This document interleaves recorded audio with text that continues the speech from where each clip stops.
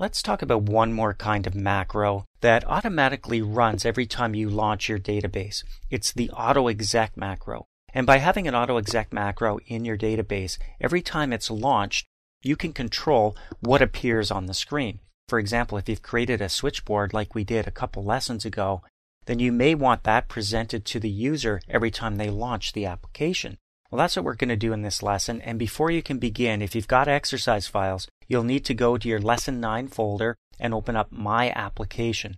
Now over here on the left, you can see we do have a switchboard. This is something we created quite a few lessons ago. If I click on the switchboard, you can see I've got a few buttons here for adding new customers, products, and orders. I think it would be good if this main menu, this switchboard, showed up every time we launch the application.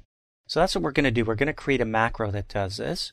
First, we're going to go up to the Create tab on the ribbon, and we're going to go all the way to the right and click on Macro. And this is going to be a very simple macro. We can put all kinds of controls into what people are allowed to see and do into an autoexec macro, but we'll save that for a more advanced title. Right now, we're going to keep this simple. We're going to present the switchboard every time we launch this database. So the action from the drop down here is simply going to be to open a form. So we scroll down to Open Form.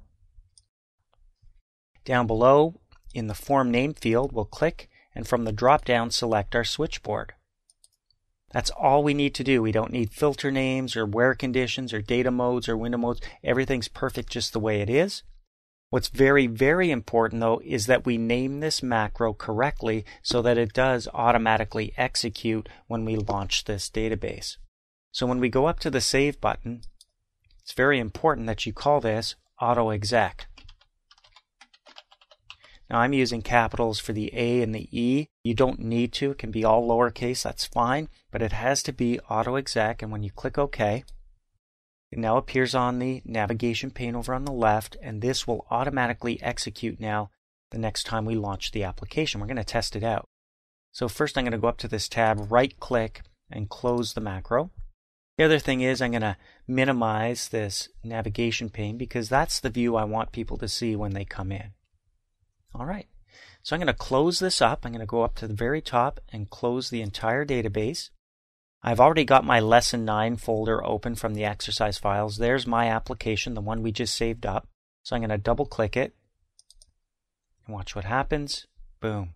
I'm taken straight to the main menu, and there's my buttons for adding new customers, products, and orders. So thanks to the autoexec macro, I have a lot of control over what people see when they come into this database.